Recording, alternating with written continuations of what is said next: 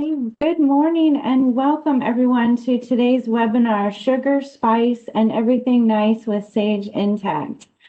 I'm Sarah Novak, Marketing Manager at LBMC Technology Solutions. I hope everyone was able to grab a holiday coffee or tea or drink or whatever you choose with the card we sent yesterday. And I wanted to start off with just a few housekeeping items. All the phone lines are muted, but we, of course, want to hear about any questions you might have. So please submit those in the questions panel. During our presentation, if you have any issues or technical difficulties, just send us a quick chat and we'll make sure to help you out. This webinar is eligible for CPE. In order to qualify for CPE, you must stay on the entire session. And if there's any polling questions, when you're prompted, please make sure and answer all of those. And again, if you have any issues with the polling, let us know. So at this time, I'd like to introduce you to Kenneth Sims. Kenneth is our Vice President of Business Systems here at LBMC Technology Solutions. He's been with LBMC Technology Solutions for over 18 years and has over 30 years experience in business systems solutions. So thanks again for joining us, and I'll turn it over to Kenneth. Thanks, Sarah. I really appreciate it, and it's good to talk with everybody this morning. So welcome to our webinar, and very excited to talk with you this morning. As Sarah mentioned, I have been working in technology for quite a while, longer than I care to remember sometimes, but I've been with LBMC for about 18 years, and prior to about 2 years ago, I was also responsible for, in addition to Intacct, responsible for our dynamic financial solution practice as well. So very familiar with the financial solution space, and I've been working with Intacct now for about 9 years, so excited to talk to you today about Intacct. I'm going to introduce Linda briefly. Linda is joining us today from Intacct, and we would consider Linda kind of part of the LBMC family. She's been a great champion for us as we've worked with Intacct over the years, and she's well known within the Intacct community and with the financial systems community to the point where she's become known as the voice of Intacct. So Linda, if you wouldn't mind introducing yourself, that would be great. Thank you so much, Kenneth. It's great to be back with LBMC and the team. As you mentioned, I love working with this team. We have a lot of fun. We certainly have meshed together very well. And as Kenneth said, I've been with Sage Intacct for a little bit longer than LBMC. I remember when LBMC joined the partner program, and they have certainly done very well and have a lot of great client stories to tell. Today, my role is really just to share some of the product with you and give you some insights on what's going on with Sage Intacct, and really just to compliment this group, because they have done an excellent job with the Sage Intacct product. So thank you again for the opportunity.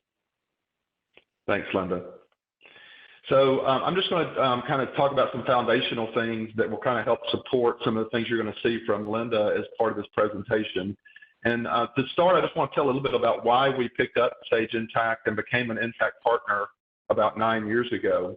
And really, this was driven by our customers. Our clients began to ask for new solutions as they ran upon needing to upgrade perhaps their on-premise hardware and their on-premise solutions, financial solutions, and they began to ask questions as cloud computing became more the norm for a lot of different industries, and particularly in financial accounting systems. They began to ask, well, is that something that we can look into, because we really don't want to be in the hardware business, or perhaps I have difficulty, getting my own internal IT team to support my servers and things of that nature. So it was really driven by our customers as they desired those types of solutions. And also because they began to notice that the speed of enhancements, the speed of innovation within their current, maybe legacy on-premise solutions was slowing down. And maybe they were getting enhancements maybe once a year, maybe once every couple of years, and they just didn't really feel like perhaps the product was moving along and was kind of keeping up with where technology was going. So it was really driven primarily by our client. And we began to look at solutions for that, and we selected Intacct. And there were several reasons why we did that, and I'm not going to steal all of Linda's thunder for a little bit later on, but just a few things that kind of drew us to Intacct. And one was that it was built from the very beginning to be a cloud-based solution. It was not a financial solution that was an on-premise solution that they took and re-architected or re-engineered it for the cloud. And because it was built as a cloud-based product, I think you'll see from a user experience standpoint and from just an ease of use standpoint, it was very obvious that this was new and different, and that our clients would really think it would be really a good solution. And then secondly, it had the stamp of approval of the AICPA, and it's been there, approved, certified, mid-market, financial solution for several years now. And so certainly it had a strong backing from a pure accounting perspective and a financial reporting perspective. It was definitely something that drew us to Intacct. And really from a speed of enhancement perspective, Intacct from the very beginning has been doing quarterly releases. So you're seeing new enhancements and things that you'll see today from Linda that are coming every quarter, not once a year, not once every 2 years. And it doesn't require you to go through any kind of upgrade, that you're having to upgrade your hardware or upgrade your software. That's being taken care of by Intacct as the vendor. So these were a lot of reasons why we picked Intacct. And to date, we've probably done I just looked at it this morning, over 350 implementations of Intacct in the last 6 or 7 years. So just significant, a lot of velocity as it relates to people looking at cloud-based financial solutions. We think hopefully that will help you as we look at Intacct today. So what I want to talk about just briefly, and I'm not going to try to spend a lot of time on this, is talk a little bit about digital transformation. And the reason this is important is because you may be hearing this term out in the marketplace about digital transformation, and I just want to kind of define that for you a little bit and kind of set the stage for some of the things that Linda will show you a little bit later on, and maybe highlight some things that Intacct has delivered and is delivering over the next several months and the next year as it relates to digital technologies. So it's important to understand, as you hear these terms, what they mean. And so the easiest way to think about digital technologies is to think about things you use every day today on the internet. So think about Amazon when you go, and I think I have somebody from Amazon at my door every day these days because I'm doing things on Amazon. Facebook, Google Photos, things of that nature, things that you would access through the internet are all kinds of digital technologies that we use in our everyday lives today. And of course, as you've seen in business over the years, these things have become, pretty adaptive throughout different technologies, including financial solutions. The other component that's important as you think about digital transformation is the speed in which you can adapt technology to your business. In the past, when you had a lot of investment, a lot of money that you spent over the years in hardware and on-premise software, and once you had all those things in place, it was very difficult to change those things and adapt quickly for your business. And cloud computing and digital transformation technologies allow us to do that much more quickly today than we could have in the past.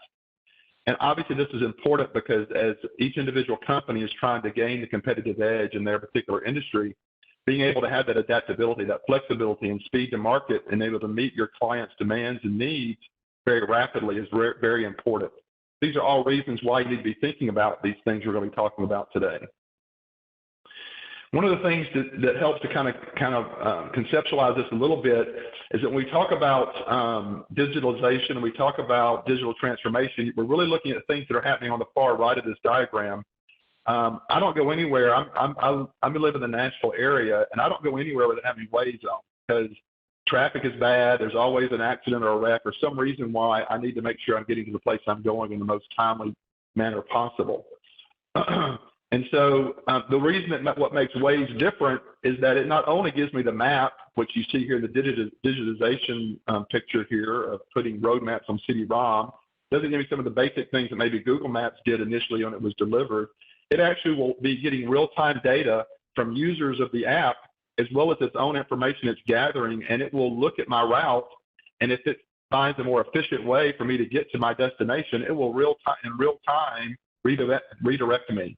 So it's using artificial intelligence to gather data and make decisions for me to take that away from my concern. I don't have to be concerned about doing that myself. The same thing's going to be true for some things that Linda's going to be showing today, where in these cloud-based solutions, the vendors are much better able to make investments in these types of things and provide those to users much more cost-effectively than they could previously in on-premise solutions. And so the use of artificial intelligence to further automate the things that you would have typically had to done yourself today from a back office accounting standpoint is not a thing of the future. It's a thing that's happening today. It's happening now. And you can be part of that journey, that digital journey with Intacct. So a couple of other points, and then I'm going to get to Linda as quickly as possible because I know you guys are more interested in that probably than this, is that the other reason, I'm sure we've got financial leaders on the phone today, is that the role of a financial leader is changing dramatically from what it was in the past. In the past, the role of the financial leader was primarily looking backwards and looking at past results to figure out what to do in the future, and that's really changing. And the CFOs and the controllers are being asked strategically to be involved in setting direction for the customer or for their company in ways they were not being asked to do so in the past. And be able to look strategically into the future. And in many cases, they're being asked to lead those digital transformation efforts. So it's important for you to understand these technologies and take advantage of these technologies to help support that changing role. One thing I want to say here is that I've got COVID-19 here, and Lynn and I had a conversation about whether I should put this on, because this webinar is not a result of COVID, but certainly what I think it's done is put afterburners or rocket afterburners on digital transformation as it relates to how we do business. And certainly I think we all can recognize that perhaps the way we're operating our businesses today has changed just in this short-term period of this year. Maybe the way we've engaged our customers, the way we think about our future has definitely perhaps changed. And so we want to look at tools, and we want to look at software and cloud-based computing resources that can help us to address those things more effectively. So Sarah is going to be providing a polling question about whether your business needs a digital makeover or not. And I'll be presenting the results of this polling question at the end of our session today.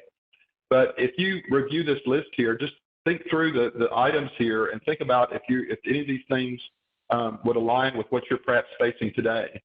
Are you doing a lot of work outside of your current system in Excel?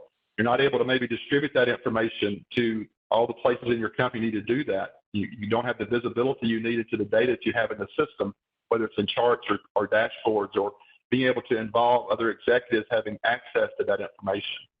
You can't really grow or expand your business. Perhaps you're needing to grow internationally and can't do that. And you can't support that expansion and growth very easily. You want to get out of the business of having hardware and having to support all that. That's not really your core business competency. Perhaps you just need to be able to pivot more quickly and more efficiently in changing your people, process, and technology that you got within your business. And then interestingly enough, what we've heard from a lot of clients is that they actually have to look at new solutions, not only for their customers and be able to help them with how they deliver their service to their customers, but also help with employee retention. Their own employees can feel like they're on a modern, current financial solution, and that it's helped them with their employee retention in their back office in terms of attracting people to their business and in terms of the technology they had to offer folks to work within in the context of their day-to-day job. So just some things to think about. Hopefully you'll be able to have enough time here to make some selections here. I'm going to go ahead and go to the next slide, and Linda will probably display her slides. These polling questions will stay up here for another few minutes for you to finish that, and then we'll kind of move on from there. So I'm excited to be on the call with you today and to see what Linda has to share with us. So Linda, I'm going to turn it over to you. Okay, thank you, Kenneth. So let me go ahead and get my screen up here. And let's just make sure that everyone can see okay. So Sarah, can you see me okay? We can, yep. All right, perfect. So while everyone is finishing up that polling question, again, thank you for the opportunity today. And I can't say enough about the LBMC organization. You know, one of the things that is really important is that you have a good team behind you when you make these types of decisions. And I was really excited to hear that y'all have done 350. I knew you had done a lot, but I didn't know that number. So thanks for sharing, Kenneth. That's worthy of a big congratulations. I know you guys do a great job. So just to kind of finish up the story of Sage Intacct, a few key points about our solution If you're new to learning about what we are and who we are, I would just kind of direct you over to the right-hand side here. This is really a footprint in a way of what we're about. And if you look in the bottom left there, you see the core financials. And these are some of the applications and solutions in that financial area. Now, keeping in mind, as Kenneth said, our core competency is financials. The AICPA has given us their endorsement. That was in play before I started at Sage Intacct, which, by the way, will be 10 years in January. So we've had that recommendation for a long time. But what we also have is the ability to address other needs that you have. So if you look at the additional modules, things around budgeting and planning or fixed assets, or perhaps you're someone who, as Kenneth said, has decided that your business is growing and you're going global and you need global consolidation. So these are additional modules. Think of the core bundle and then whatever you need from that additional list on the right-hand side. All the while, think about how you fit into perhaps a vertical or an industry-specific solution. So there are some specific industries and solutions that we have that we've put together and been very successful. Some of those include healthcare, hospitality, our nonprofit vertical, our software, professional services, financial services. One that came about, about 4 or 5 years ago. We found that we were really getting good traction in that vertical and have done some build out there. So this is really our model. It is a best-in-class model. And what drives that is a couple of things that we're going to talk about from now until I turn it back to Sarah, and that is our reporting, our visibility, and having a multi-dimensional accounting solution. So why are we the right partner? We've talked a little bit about why LBMC is the right partner, but why are we the right partner? Again, going back to some of the points that we've already made. The fact that, we are endorsed by the AICPA, but we're also chosen by IFAC as a preferred vendor. And I happen to be the solution consultant on that opportunity when IFAC decided and made the decision to switch to Sage Intacct. So one of the points that we like to make is that not only was our solution always delivered as a cloud-based solution, it was built by finance for finance. And you'll find that if you look at the foundation and the infrastructure of Sage Intacct, you'll find that many of our employees, many of our development staff are all CPAs and accounting folks. We are a recognized established leader.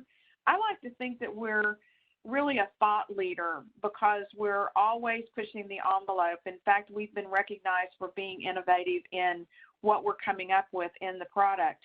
We're also recognized as #1 in customer satisfaction.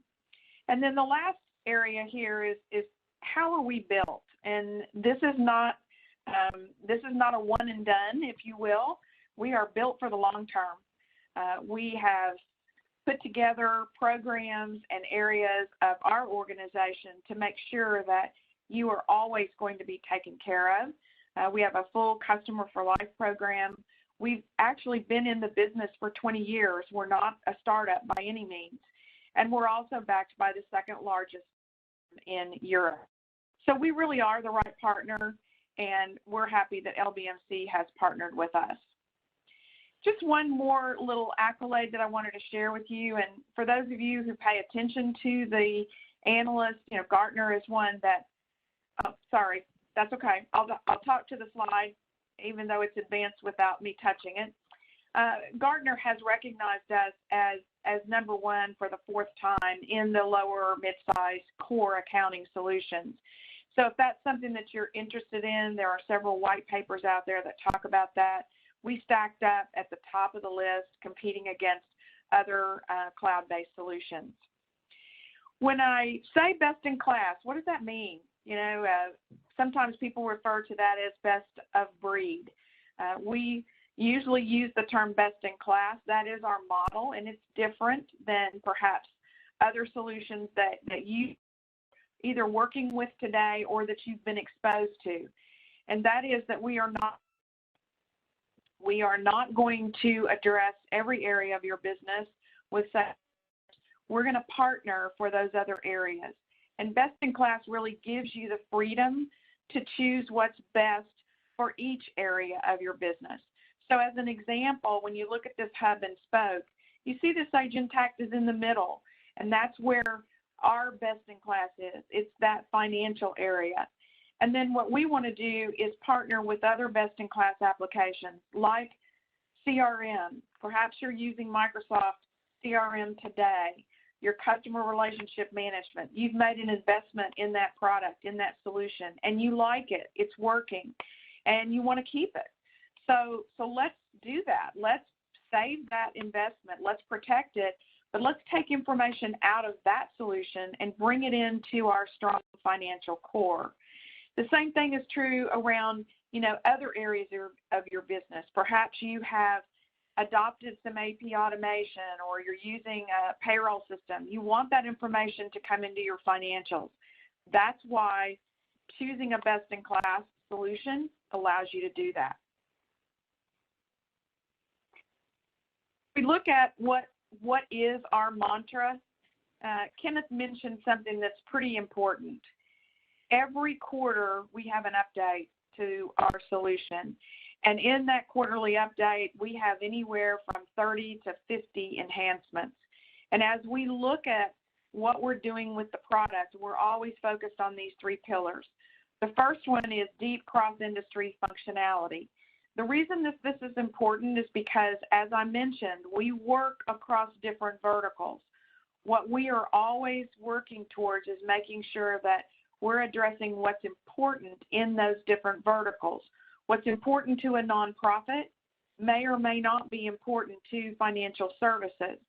We need to make sure that we are keeping up with what's important in those different industries, and also making sure that we have something for everyone. In the best-in-class financials area, of course, every one of our verticals is going to be using our financials. And again, we want to make sure that we're keeping up with compliances and industry information there. But we also want to make sure that we have great GL, AR, AP, that we're addressing those core financials that everyone needs and utilizes. And then, of course, our cloud platform, making sure that we are keeping up with technology, that we are making sure that all of the security and all of the data is protected, and that we are compliant with all of the areas that we need to be from a cloud-based platform. So we want to make sure that you are not just surviving, but you are thriving. Now, before we get into the product, I'm going to cover these 5 pillars, and these 5 pillars I'm going to go through relatively quick, but there's a couple things I want you to take away. First of all, these 5 pillars work and make sense for every single one of you on this call. No matter what kind of business or organization you have, these are things that are important to you. And so I want to point out just a few of the differentiators, and then we'll use this somewhat as a roadmap for what we look at in the software. So the first pillar here is dashboards. And dashboards are really like the dashboards in your car. However, we're going to take that concept and we're going to push that information to you about your business or your organization. All of these dashboards you can create. They're designed for the business user to go in and create dashboards, what's important to you in your role. What's important about these dashboards? Real-time information. It's up to date. You can use that information to make business decisions. And then, of course, most important is they're actionable. And what that means to you is that you can drill down to the source transaction. And that is key, because now we're empowering you from the dashboard to get the information that you need when you need it at your fingertips. Now, most of what's coming to that dashboard is coming from the second pillar, which is reporting. And with the reporting, you'll have a full report center when you implement that will contain approximately 150 reports. Now, those reports are divided into two different kinds. There are about 30 financial reports. The other 120 reports are what I call on-demand standards across the subsystems. If you think of a subsystem as accounts receivable, accounts payable, so 150 reports. You won't start out with an empty plate here. We're gonna populate that, and you can use those reports day one. Now, what we also know is that you're going to want to create some reports of your own. So 2 report writers within the solution. One is the financial report writer, and of course, it's the one that you're going to use to create more financial reports or copy reports that we've already developed for you and create your own version. There are a couple things that are key to making that a powerful reporting tool. One is we use something called account groups, and account groups do just that. They allow you to group accounts together so that you can create any type of format of a report that you choose to, whether that be a GAAP or non-GAAP type of report. The second differentiator and key highlight here is, again, coming back to dimensions. And dimensions are allowing us to tell the story of the transaction. Now, when we think about dimensions, we think story about the transaction. Okay, what does that really mean? It means being able to know where that transaction came from and how you want to report on that activity. So dimensions are really used for 2 things. They're used to get that granular reporting that you need, and they're also used to create a modern chart of accounts, which is another differentiator that we'll touch on today. It's a way for you to streamline your chart, to be able to share that chart across your different entities or companies. So we'll be diving into dimensions a little bit further as we go along. The other piece that's important from a reporting standpoint is not just looking at numbers, not just looking at financial data, but also incorporating operational data. And we take the combination of that to create outcome reports or to create what we call key performance indicators. And you'll see some of those today on my dashboard. This is operational data that may even be coming from another application. It may be coming from a billing system, or perhaps if you're in a particular vertical, you have some other application that is creating these types of metrics, and you want to incorporate that with your financial data. And we can do that very simply with statistical accounts, or even automate that data coming into our financial engine. In addition to the 2 report writers that I talked about, there are also 2 other ways that you can report. A little bit more of an advanced way with our interactive custom report writer allows you to create more complex calculations in the columns and also create pivot tables. Again, there is a pre-built library there of over 60 reports. And then the Interactive Visual Explorer. And this is kind of a new concept. When Kenneth talked about digital transformation, I'll introduce another buzzword, data visualization. So I'm sure there's people in your organization today that do better with pictures than they do with words or with numbers. And so the Interactive Visual Explorer is a way for you to present the data in a way that it tells a story, and it's visual. So the Interactive Visual Explorer is another one of those tools that lets you get at the data in a different way. So if we think about the foundation, foundation is important for anything that we're building, you know, whether it's a house or a car. When we're building out our financial solution, we want to make sure we've got a good foundation to start out with. And we've accomplished that by creating a solution that can be utilized and scaled across unlimited numbers of entities. And just by the way, entity is the same thing as company. So if I say company, entity and company are interchangeable.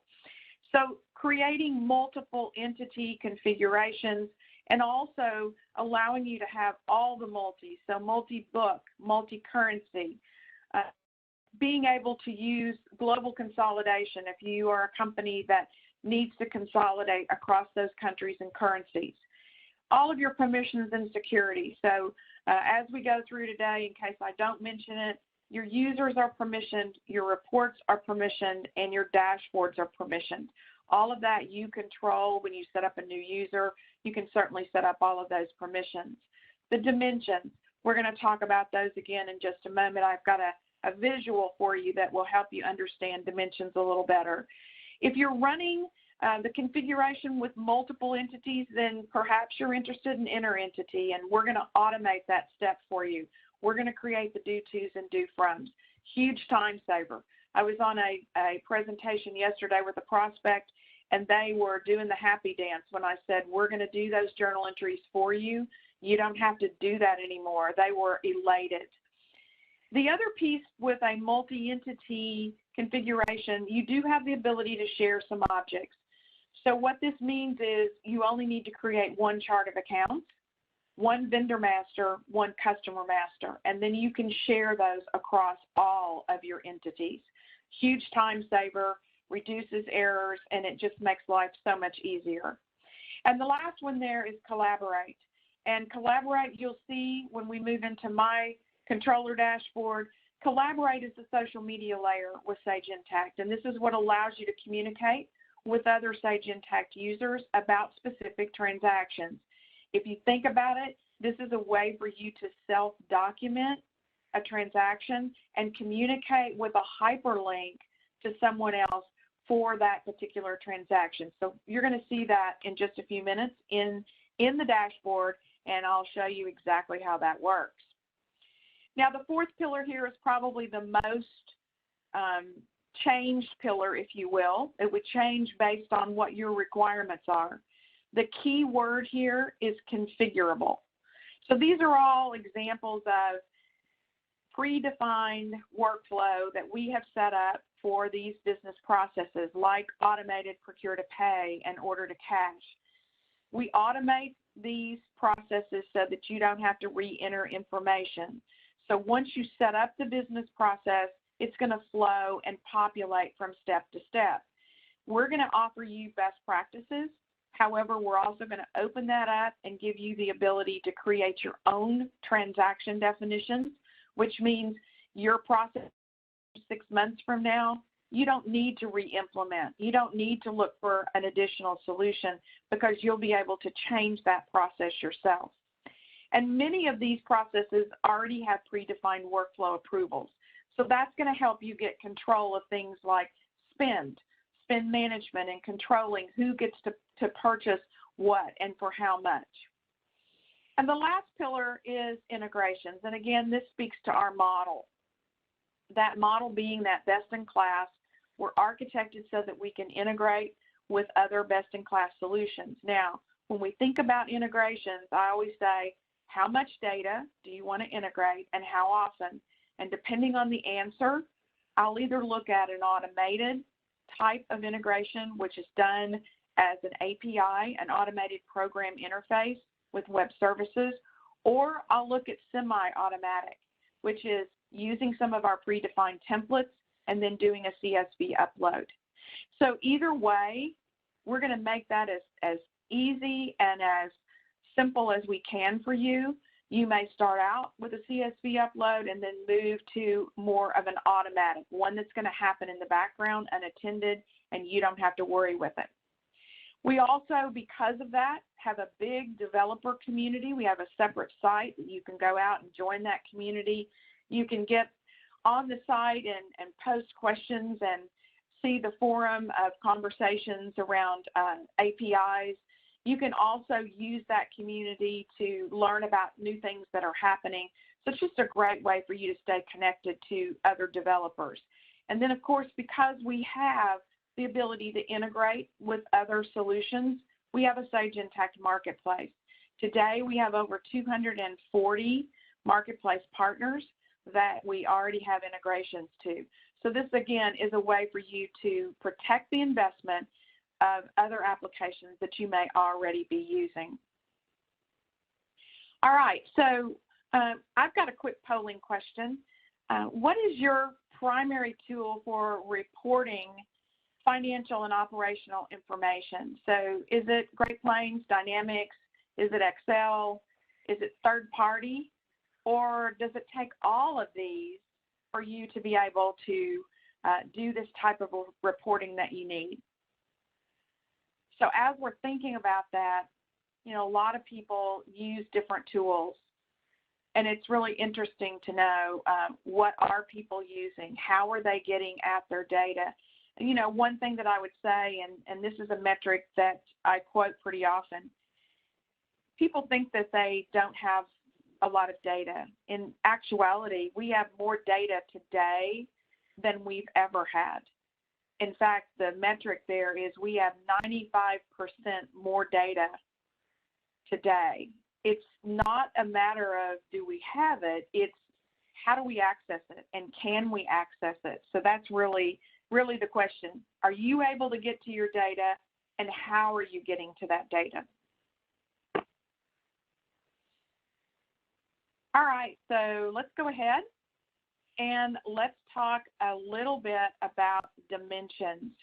And dimensions are really a key differentiator for us. I've mentioned them several times, but I want to give you this view, and then we're going to jump right into Sage Intacct.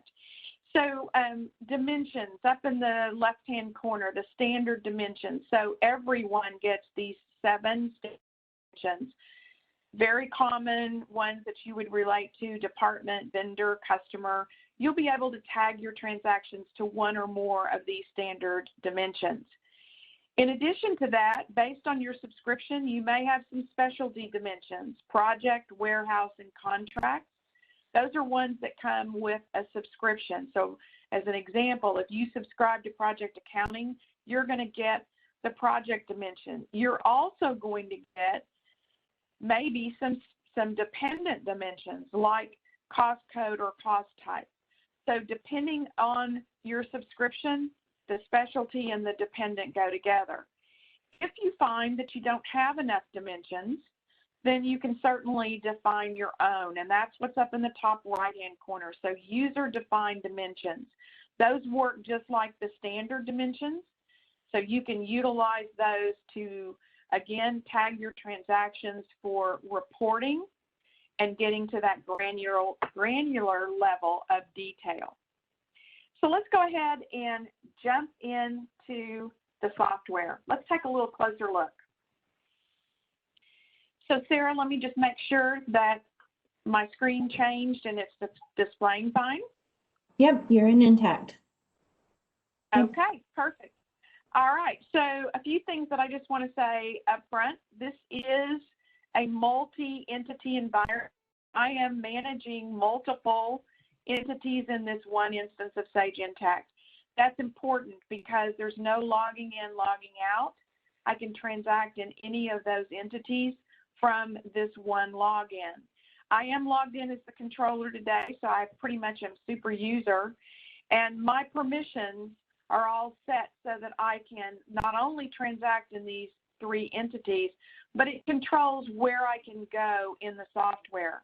And speaking of where I can go, 3 different ways to navigate. So with your menus, which I'm sure you're familiar with today, we have menus set up so that you can just click on an option, task, activities, or reports. It'll take you right into the software. Another way to navigate is with a process map. And this is an easy way for you to have a pictorial. Click on the icon and it'll take you into that area of the software. This is good for first-time users. Once you're getting used to Sage Intacct and you're doing that ramping, having this picture and letting you know what's going on is really helpful. Once you get acclimated, we would probably suggest that you start using a bookmarked personal menu. And this is a menu that you can create for yourself. It's really like saving pages, favorites when you're surfing the web. So you're just going to bookmark a page, and it's going to create a personal menu for you. That way, you don't need to menu travel. You can just click on that option. It's going to take you right into that place in the software. So again, multiple ways for you to navigate and move around. Now we have the ability to create unlimited dashboards, and as you can see, I have a lot of dashboards. However, we're going to focus on the controller dashboard so that I can share some of the financial area with you. Now, as the controller, what I'm interested in is a consolidated view, and for some of you, it may take hours for you to get that consolidation reporting done. What I've done here is I've opened up with a consolidated view, so that's how long it took me to get that view. All I had to do was open up my dashboard. This $53,000 here is the total G&A expenses for all three of my companies. So all three companies, that is the total expenses. But as the controller, I may not want to look at all of it. I may want to look at a subset. So utilizing those dimensions that I've been talking about, I'm going to filter this dashboard and show you just one of those entities. So I filtered it to entity 100, and now you can see that the dashboard has represented itself, and only 30,000 of that 53,000 belongs to this entity. It's easy for me to set up other filters here. I can have as many as 3, and I can also filter by date. So let's put ourselves back to that consolidated view, and let's take a look. Remember, I'm the controller. I'm interested in what those expenses are. So now I can compare expenses to a previous period or a previous time frame. And if I'm interested in knowing more about what is going on in that area, I can drill into it. So this is where the actionable comes into play. And I can see that I have several transactions here. I can look at those transactions, drill into the detail. Multi-ledger solution, so everything gets posted into its own journal. This is a bill here for AT&T for $207.86. I haven't paid it. It's quite overdue.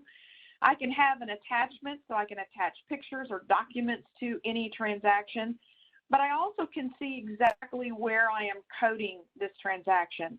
One of the things that helps me, because I have those multiple entities, is I want to be able to allocate this $207.86 across those entities. And Sage Intacct is going to help me by allowing me to do transaction allocations. So now I don't have to do the math. Intacct's going to do it for me. And this is probably a good place to just point out again, look at the dimensions that we have available here. So if this were a bill that was specifically for a particular project and you're trying to do costing and track expenses to a project, you could tag it to a project. If you want to track expenses by employee, you could have tagged it to an employee. So all of these are valid dimensions that I could tag this transaction to. As we come back to the dashboard, remember, I got to this from the dashboard. I didn't have to go to the filing cabinet or call anyone. All of these boxes here are what we call performance cards. You have the visual indicators, you have the drill down, so you can always look at quick business insight from this area.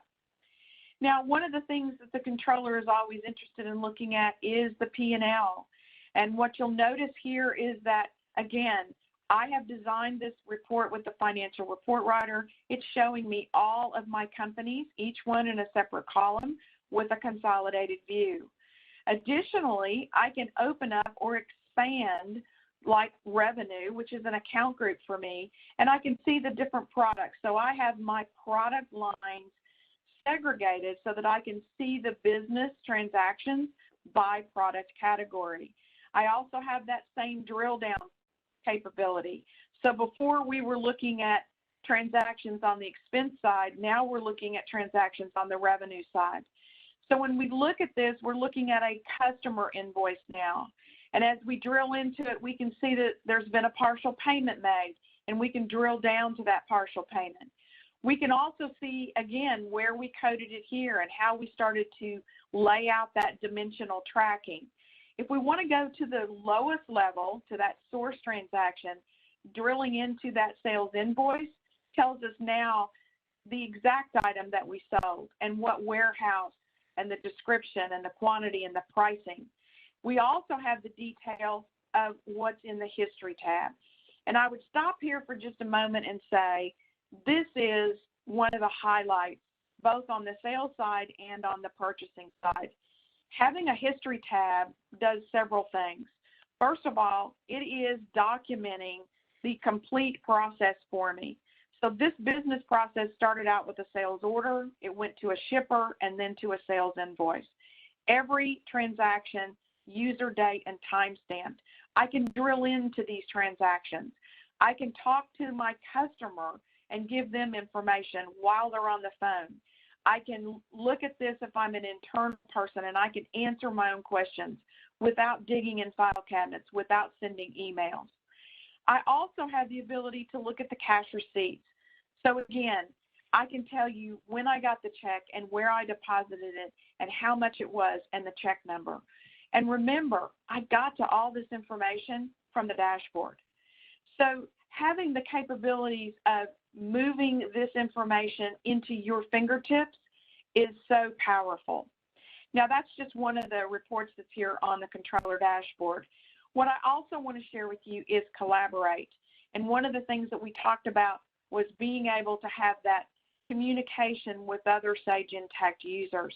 So this is a communication between Nikki Tesla and Emma Penny. Now, Emma is the controller, Nikki is an employee user. And this is about a particular transaction. It's a purchase requisition. And so when we look at this purchase requisition, what we're looking at is a transaction that was entered by Nikki. And one of the things that you'll notice about Nikki is that she is permissioned to only work in one of our entities. So again, those permissions are kicking in. This is a requisition that she submitted. She had to get it approved because she doesn't have permissions to create purchase orders. And now we can look at the full history of what happened in this business process as well. There was a question, there was a comment that was made, and it was made through that collaboration feed. So here's a conversation between Nikki and Emma. I'm so glad that we're able to get these brochures done before year end. And this conversation not only is stacked here with date and time, it's also up here in the collaboration feed. So think about how this could help you at audit time. You're not going to remember what you did with a particular transaction. Now you have the ability to self-document. So coming back over here to the dashboard, one other piece that I want to cover quickly because I know we're running short on time. I just want to show you a business process because I talked a little bit about that in that fourth pillar. Every one of our business processes, we lay out a best business practice for you. So here's the one in purchasing. You may start that whole process with a requisition. You may not be using requisitions. You may start with a purchase order. However you choose to use this process, that's the way we'll lay it out. But each one of these steps in the process automates this whole process. If you enter a requisition, that information is going to immediately flow over to the purchase order without rekeying anything. When you transact in a particular area, you may have some options as to how you want that transaction to flow through to your general ledger. So I have a couple of different options here about receiving. So this gives me the flexibility to grow and to change if I'm acquiring other businesses, if my business process changes. All of these processes can be changed by you. So just coming back, just as a kind of quick wrap up here, if we come back to the dashboard, again, lots of different dashboards here. You'll also see some key ones that I've created, like an end of month dashboard and a workflow approval dashboard. Again, remember, these dashboards are specific to you in your role and what's important to you as you go through your day-to-day activities. So let's come back to our slides because I want to do a quick finish up here and talk to you for just a couple of minutes about the intelligent organization. So one of the things that Kenneth was talking about was digital transformation, and I want to talk to you a little bit about, you know, why this ties into what we're calling the intelligent organization. The intelligent organization really provides a holistic view of your organization. You know, each one of these areas that you see here, finance, people, budgeting and planning, and analytics, each one of those really drives focus and decision processes from one another. If you think about it, understanding how and where people are investing their time, really impacts the budgeting and planning process. I know I've talked to a lot of companies that because of our situation this year, they've had to go back and re-budget, and some of them have re-budgeted multiple times.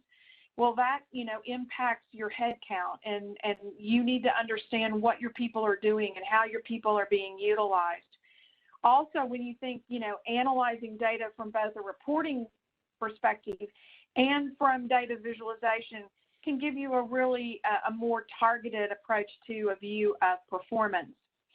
We're utilizing AI, artificial intelligence, and machine learning to proactively identify patterns of data in Sage Intacct, and that's going to help improve the time to benefit, the time that it takes you to close the books and to reduce errors. So let's take a look at a few things that we're working on that are future direction. So the first thing is the GL outlier. When Kenneth talked about, Amazon, I'm going to talk to you about my bank. So when I do my online banking and I get ready to pay State Farm, I usually pay them $258.46, and that's my monthly premium. But if I wanted to pay them a little extra, let's say I want to pay them $500, what happens is SunTrust is looking at the data and it's saying, well, normally you don't pay them $500. That's more than what you normally pay. So it's looking at the pattern of data, and it's alerting me that maybe I'm making a mistake. Well, think about the GL outlier in the same way. What we're doing here is we're looking at the combination of accounts and departments and locations and amounts, and we're saying, perhaps this isn't what you really want to do because you've not done this before. And we're going to give you an opportunity to correct that or make sure that that's accurate before those transactions get recorded in the system. So obviously that's going to help you improve and speed up your closing time for closing out your month. Now, what I would ask you is, how long does it take you to complete your month-end process for closing? I know when I was part of the closing team, we had to do it in 5 days, so by the 5th day of the next month. So your choices here are less than 5 days, superstar, 5 days or more, 10 days or more, or your last choice is, you won't believe it if I told you. And hopefully we won't get a lot of those D answers. Hopefully everyone's either an A, a B, or a C. So how long is it taking you to close your books? And there's a lot of things that are being put into the solution today that are automating processes, freeing you up to do more strategic type activities as opposed to tactical functions. All right. So while you're finishing that up, I'll just go through a few more things that we're doing. The other area that we're taking advantage of is Sage Banking Cloud.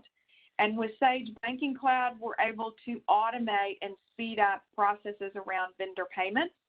So we know that there are different ways that people are making payments to their suppliers today. It's not the only way to cut a check. So a lot of you are doing this electronically. And because we have extended our solution to international capabilities for both Australia, the UK, Canada, and South Africa, we are now doing more electronically in the solution as well. So both customer payments and vendor payments are taking advantage of that Sage Banking and Sage Payment Cloud. So different ways to streamline and improve and speed up those types of payments. This is also going to reduce your data entry. For those of you who are responsible for bank reconciliations, this can be a real tedious process, especially if you're having to download things from the bank. Now we have an automated connection for both your regular payments, and also we have extended this to credit card reconciliations. So again, making that faster for you to do those reconciliations. We're also always trying to do things to make it an easier way for this integrated solution to work. So giving you the flexibility to automate specific processes and working on giving you more options around workflow. A lot of our best-in-class applications that we integrate to have information that's coming over. One of those examples here is Salesforce, but this might be information coming over from Microsoft CRM that you want to pull into our intelligent GL and use our financial reporting. So one integrated solution with a best-in-class approach. And then budgeting and planning, I mentioned that earlier. Budgeting and planning is something that is an advanced area for us. We have basic budgeting in Sage Intacct, and we also now have an advanced budgeting tool. And what we've done here is we've continued to enhance this. It came out in R4 of 2018, and so it's been out for a couple of years, and we've made some more enhancements to it. We've now introduced statistical accounts integrating with that GL, a single sign-on. We're improving some of the things for the administrators and also expanding this so that we can address organizations that are larger and have more budgeting functionality that they need. And then I talked a little bit about data visualization. This is the Interactive Visual Explorer, and this is a way for you to show data elements in a different way. So putting them out there, perhaps on a map, dynamically changing that, it really is a fun tool to use. It's much easier than creating a report. It's point at a data object and be able to see that information highlighted to drill down into it, just like you would drill into a report. So IVY is the acronym that we're using for Interactive Visual Explorer. And then talking about artificial intelligence, the GL Outlier, we're using AI, and we're also using AI for Sage Intelligent Time. So for any of us that have been consultants and had to record our time to turn that in for billing, this is a way that AI can, through configuration, pull information from your Outlook calendar or from your iPhone and move that over into suggested time entry. So create your timesheet for you that you can then go in and manage and enhance and make sure that all of your time is being captured. This is something that, you know, is making sure that you are billing for all the revenue that you can, that you're not missing anything because someone forgot to turn in. So Sage Intelligent Time, this is something that will be out next year. It's an early adopter today. And now, thank you so much for the time and the opportunity. I want to turn it back to Sarah because we're going to chat with some LBMC customers that are using Sage Intacct. Thank you so much, Linda. You did such a great job going over what Intacct can do and in such a short amount of time. So thank you very much, Linda, for your time. You're welcome. Okay. All right. So today we are lucky to have two clients with us. So before we get to Q&A today, we thought we'd end today's session with two clients of LBMC Technology Solutions, and they're going to share their experiences that they've had with Sage Intacct and the impact it's had on their businesses. So first we have Penny Morrow. She's from Brentwood Services, and Penny is the Director of Accounting, and she's been there for 6.5 years and is also a certified fraud examiner. Brentwood Services, just to give a quick background on them, they're a leading workers' compensation insurance provider.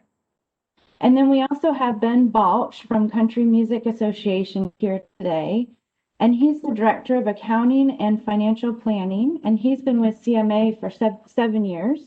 And the mission of CMA is to heighten the awareness of country music and support its ongoing growth throughout the world.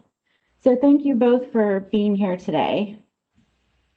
So Penny, I would like to start with you, and I'll give just a quick overview of Brentwood Services. So I know that Brentwood Services decided to make the switch from Dynamics GP to Intacct a couple years ago. And that was when the version of GP you had was no longer going to be supported, so you had to upgrade. Yes. And you were looking to move to a cloud-based accounting system that the CFO and controller could maintain with minimal or no IT involvement. So I'd like for you to expand on how you use the different capabilities in Sage Intacct and how it's impacted your business. So first, I'd like for us to talk about the reporting capability in Intacct. Okay. So can you talk about how reporting has changed for your business now that you have Intacct? Well, when we were with Great Plains, we didn't have that much reporting ability. Anything we needed, we had to dump into Excel and do these elaborate formulas just to get the basic data that we needed. In Intacct, there's dozens of canned reports. And even from those, you can then modify to your needs. So we've got P&Ls by all of our different dimensions built right in the system. So we don't have to export down just to see basic financial data.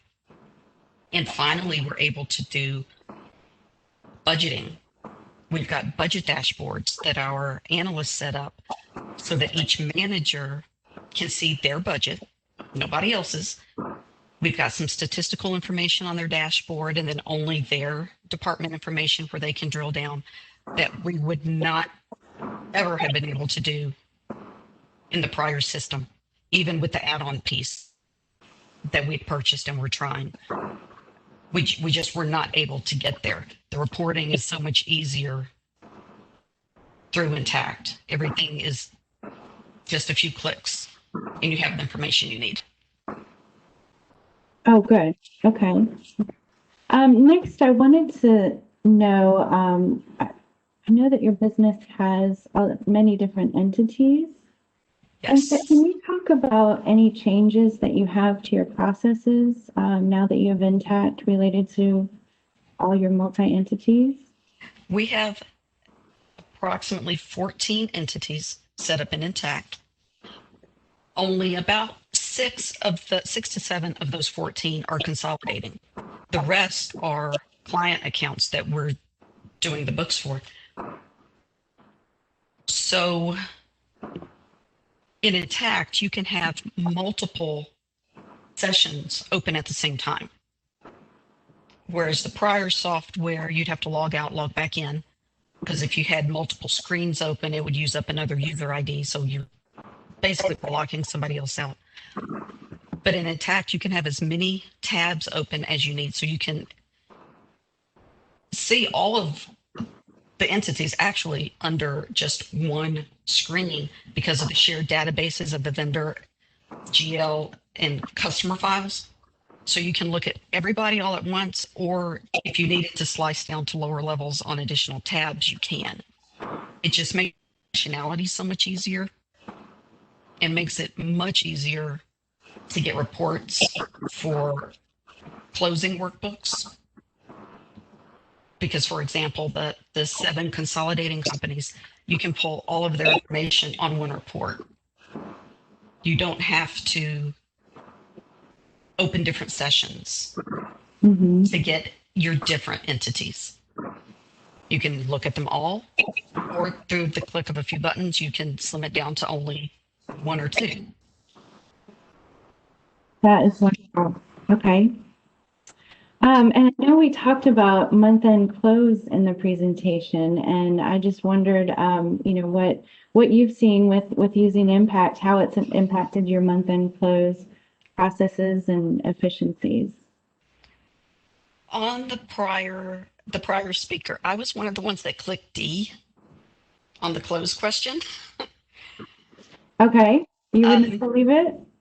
Yes, you would not believe it. I don't know that we ever really truly got close because the prior system, we had so many dimensions that it made it hard to completely analyze everything prior to moving to Intacct. But the way that we've got the dimensions set up now, our GL list has gone from thousands, because the prior system for each entity, you had to have its own GL set up, which means a lot of the numbers were replicated. Mm-hmm. In Intacct, it's one GL base that's shared. So we've gone from thousands of GLs to probably about 175 now, Oh, wow. easily less than 200. So it makes the reconciliation, the month-end close easier, Mm-hmm. because you can pull everything down and analyze it at one time. So I've built the workbooks to, I mean, we still use Excel. We have to, just to reconcile everything. But I've built workbooks that you can dump the basic data into and quickly be able to see if there's any issues that need further attention. So I would say it takes one person probably 5 days to go through all of our balance sheet accounts and get them reconciled. Mm-hmm. And I mean, we don't do overtime. We're not on a hard close. It's a very relaxed 5 days Yeah. to get the accounts reconciled and closed up for month end. Much easier than before. Yeah. Very good to hear. And finally, Penny, I wondered if you could give some advice for organizations that are evaluating a cloud-based ERP solution. Do you have any tips or words of wisdom? Well, if you look at the prior system we were on, had to be maintained on its own server in-house, which meant we had to have IT people to maintain it.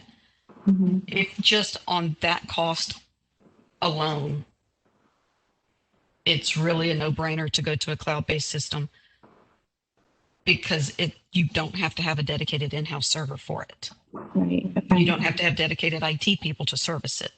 Mm-hmm. So that the cost of that piece alone should tip the scale to a cloud-based system.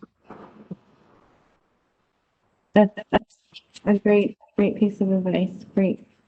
Thank you, Penny, so much for sharing that and your experiences in Intacct. And we really appreciate you being here and sharing your time with us. Thank you so much. And next we have Ben Bolt from Country Music Association. And CMA had made the switch from Dynamics SL about a year and a half ago when they were at the end of their version's lifecycle. Dynamics SL just wasn't as efficient as they needed it to be at the time. So they decided that they wanted to make a significant investment they also would need to make a significant investment in server hardware and additional resources. So they have been a client of LBMC Technology Solutions for over 15 years. So they reached out to us, and together we looked at Sage Intacct as an ideal fit for their organization. So Ben, to start, I know this year has been challenging with offices closed and the need to work remotely. Can you tell us how Intacct has helped you and your business to continue to do everything remotely? Yeah, absolutely. So as you mentioned, we were kind of at the end of our life cycle with Dynamics. And what we ran into at that point in time is that we were having to use a VPN to access the system when we were working remotely. At that point in time, we were in the office for the majority of the time, but when we did have to work from home, it was either on a snow day or when something came up emergent after hours. And so we were required to go through a VPN, log into the system and so forth. And it was just very slow. Doing the tasks that we had to do, posting journal entries, running the GL, things like that would end up taking 2 or 3 minutes. And then we'd have to do things like run reports and so forth, close the books. Those processes would often take 5 or 10 minutes, and then they would sometimes just shut down and leave us wondering whether or not the close process took place or whatnot. So it was very inefficient.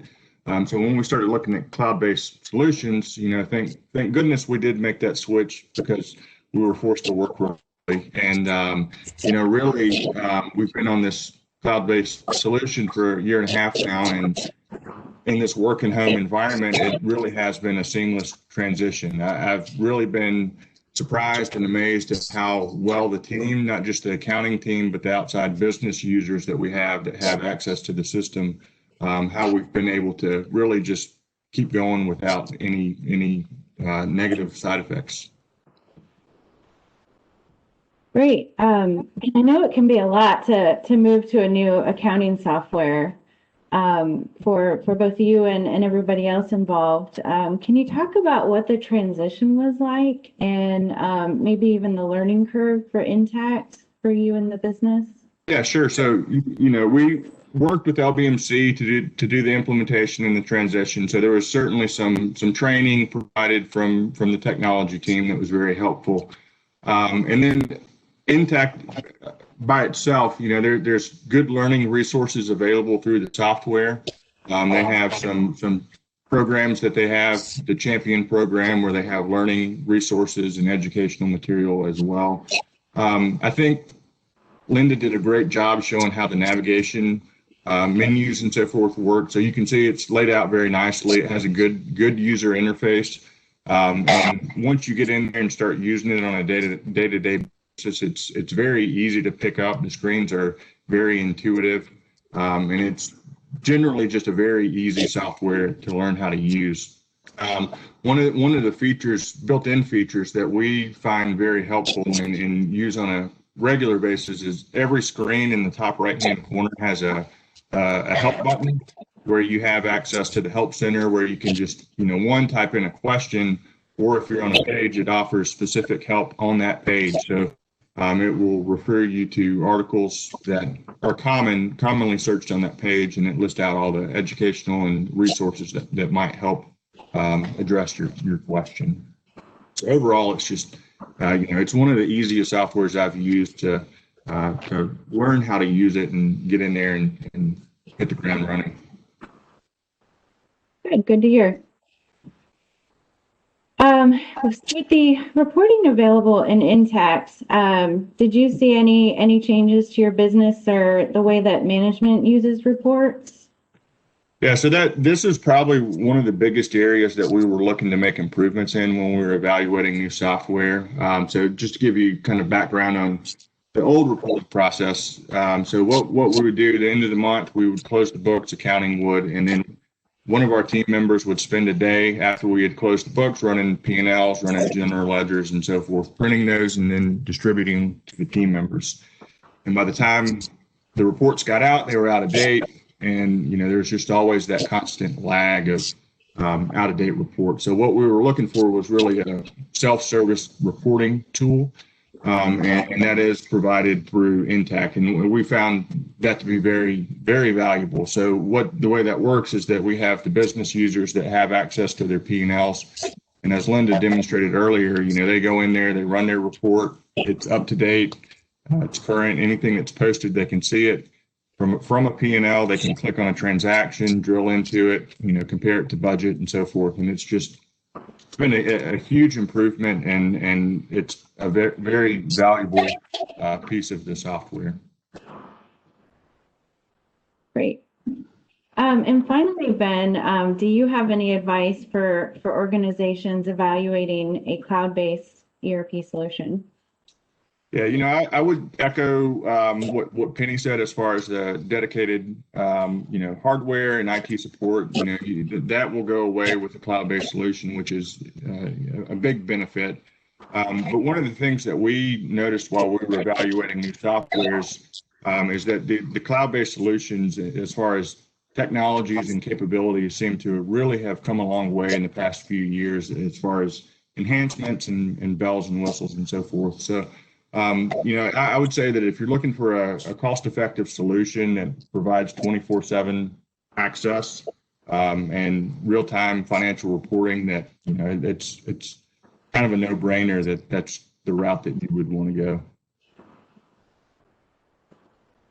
Well, thank you so much, Ben, for your time again. We really appreciate you being here and taking the time out of your busy day. So thank you. You're welcome.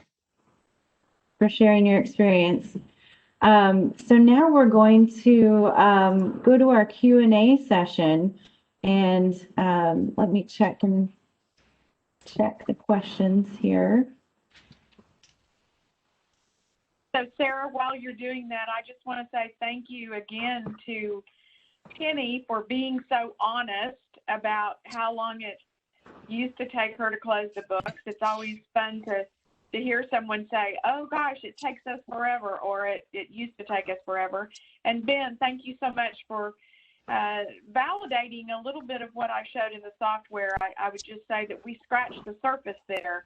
There's so much more that you can do with reporting and dashboards. So I would encourage you to go back to your LBMC connection and learn more about what you can do there. Thank you, Ben. Yep, thank you. So we do have a question about, they're asking about the difficulty of migrating their GP data to Intacct. Linda, can? Yeah, I can answer that. So the process, and Penny and Ben can probably speak to this a little bit, is pretty straightforward. Intacct has built into it the ability to export templates that are predefined for how you get data into Intacct. And so those spreadsheets that are created, those Excel templates, are very documented out very well in terms of what the required fields are and the formats that are required. And as part of our project, we'll work with you as a customer to define those. And if you're a dynamic GP client, you simply use SmartList to develop your ad hoc queries for that data and to format that data in the same way that Intacct is going to expect it. And we're able to import that data in. So it's definitely a pretty straightforward process, and one that we do obviously quite a bit, and it's normally not an issue at all to get that data out of GP or Dynamics SL into Intacct in a pretty efficient manner. Okay, great. And how long would it take to get up and running with Sage Intacct? So for an implementation that's focused on the core modules of Intacct, which is general ledger, accounts payable, accounts receivable, cash management, order entry, purchase order processing, typically the project durations of those projects are anywhere between 3 to 4 months. So from start to finish, about 3 to 4 months. And those are the only questions I see so far. If anybody else has any questions, feel free to submit, or of course, reach out to us after this presentation if there's more that you'd like to learn about. That's all we have for now. All righty. So go ahead. I was just going to make a quick comment there, Kenneth, to you're talking about moving from where you are today to Sage Intacct. One of the things that I know the LBMC team does is usually reporting is one of the key reasons that people want to make a change. And so when you look at what reports you have today and what reports maybe you'd like to have, that really helps define how you're going to establish and use those dimensions. And once you understand that, it really helps drive how you're going to map that data over from Dynamics or SL over into Sage Intacct. So there is a method, and LBMC has been through it many, many times. So they've got a lot of experience in transferring that information over. So I would sit down and talk to them about that, because they could give you a really great idea of how long that's going to take. Yeah, that's a good point, Linda. I kind of talked about it more from a technical perspective, but the reality is that whenever we look to implement a client on Intacct, we want to take a look at their current chart of accounts and how they've been reporting their financials and previously, and not necessarily just replace what they're doing today, but talk about it both from a top-down perspective as well as a bottom-up perspective. And it's top-down being, all things being equal, if you start with a clean sheet of paper, what do you want to get out of your system, that you can't get out today, that you need to run your business effectively? What kind of data do you need to see? And once we have that conversation, we're able to then back into what your dimensional design may need to be to support that. And then at that point, we can then take a look at what you're currently doing in your current system and help you to transform that data into what we'll need to be able to pull into Intacct in order to support that. So a very good point. And that's really where we spend a large part of our first part of our project is having this kind of conversations with you, because we want to start with a good design around how we want to, structure things in Intacct to support your business needs, so that at the end of the day, when you're done, you can get the financial reporting out of the system that you need to run your business. I think the key thing that I would say too is, because you, as an organization, Kenneth, have done so many of these, you really have not only the software knowledge, you have the hands-on experience. You've seen what works, what doesn't work. You've got a lot of background in your team to say, in our experience, this is what we have found works best. And so it's more of a consultative approach as opposed to just, well, everybody gets implemented the same way. I think that's a big advantage, having all of these implementations under your belt. That's a good point as well. So just to tell you a little bit about our consulting team, most of our consultants have been controllers or CFOs previously, so they're coming from a perspective of being in the same shoes that everybody on the call here has been, in terms of going through the same challenges that you go through. And so now that they know the software very well, can help you kind of configure that software in ways to help address a lot of those concerns. The other thing that we do with our projects is we assign a project manager to them. So we have somebody that's helping you kind of lead and put together a plan that's pretty detailed, and action items that are going to manage you through that process. So we're going to provide you with a complete roadmap and manage you through the implementation from beginning to end. You're not going to be left to your own devices. We'll be leading you and working with you shoulder to shoulder throughout the entire length of the project. So it's a very consultative, collaborative approach that we take with our implementation project.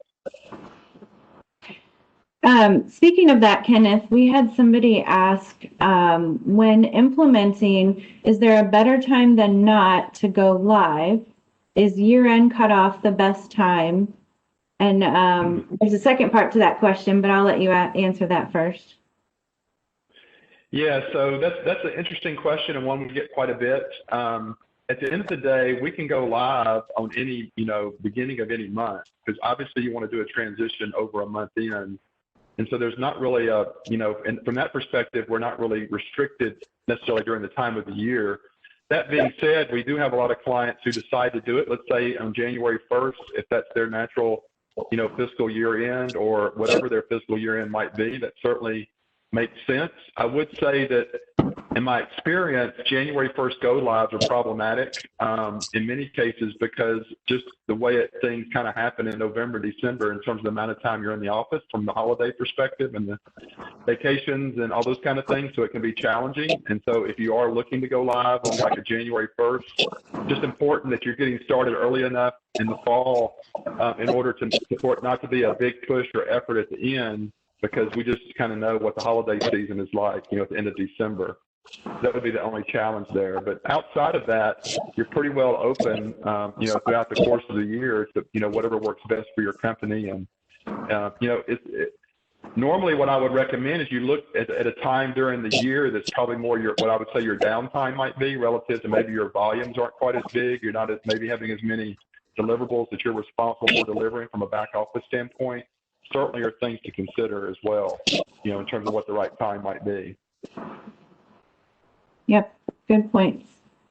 And related to implementing, the same person asked are there any limitations to years of history to migrate? There's not any restriction. And what we typically do is our typical approach is to bring in 2 years of summary data and 1 year of current year detail. So that gives you about, 2.5 to 3 years, depending upon when you go live in a given year of GL history. That's kind of the norm. If you want to bring in more, that's fine. What we typically do is train the client on how to do that. I mean, the journal entry templates that they would be using to import the history are the same journal entry templates they would be using perhaps if they wanted to standardize standard journal entries they wanted to import to the system every month as part of the month-end close. So we'll be training you up on that process anyway. And so once we train you up on it, you can basically work on importing as much deal history as you'd like. It's a pretty straightforward process, and we, of course, can assist you with maybe the first couple of years of that to kind of get things going and for you to feel comfortable with the process. But once we do that, we should be able to train you up in order to do, however many other additional years of history you might desire to bring in. But there is no limitation. You can bring in as much deal history as you'd like. Okay. And then someone asked, is there a list of software applications that Sage Intacct can interact with? Yes. In fact, we can send out as part of this that information. But if you just go to your favorite Explorer and type in the Intacct Marketplace, just type in Intacct Marketplace, it will take you to a site that will allow you to navigate that and look at all the different 250 plus solutions in several different ways, by type of solutions, by alphabetically or whatever. So yeah, you can just go to Intacct Marketplace and see all those. Okay. I don't see, let's see. Oh, there might be one more. And those are all the questions that I see. So you want to go ahead, Kenneth? Okay. Well, just to wrap up, you could be asking, so how do I begin this journey? And these are things that internally kind of help maybe perhaps provide some perspective in terms of how you begin that process. And so collaborate and communicate. And so what I'm basically talking about there is within the context of your organization, typically these decisions can have implications across your enterprise, across your company. So it's important to involve other people in your business about these decisions, because you'll be perhaps impacting your IT infrastructure in terms of if you're coming off of on-premise software or hardware. So you may need to involve your information technology group. Perhaps there's other operational areas of your business that could be involved in that. It's important to not just make this a back office exercise, but to involve, all the elements of your company. Obviously, we never want to implement technology just for technology's sake. So you want to evaluate and analyze your business and what your priorities are, what your business goals are, assess your technology requirements, and make sure you're making decisions that are kind of in line with what you need to accomplish from a business perspective. And you can also think about, phasing in over time, cloud-based solutions to help get you where you need to be. There are a lot of cloud-based solutions in the Microsoft stack for like Microsoft Office and other products that may need to go alongside of what you're trying to do with your financial solution. So you can be looking at some of those things as kind of a starting point. And then I really strongly recommend for clients to talk to peers, other companies that are similar to yours that have made, like Penny and the Country Music Association, that have made these kind of decisions. You certainly can reach out to them. They're certainly happy to be referrals for you and spend more time with you to talk about what they've done and why they've done it to help with that. And just make sure that you're thinking about this holistically across your company and how these things can work together to solve your business problem. So if you're interested, if you want more information for Sage Intacct, or to schedule an assessment so we can help you kind of figure out what's next for you, you can send an email to this email address here, info@lbmctech.com, and we'll be happy to get in touch with you and help you out in that journey. Thank you, Kenneth, and thank you again, Linda. I appreciate you both, and thank you everyone for attending, and have a great rest of the day.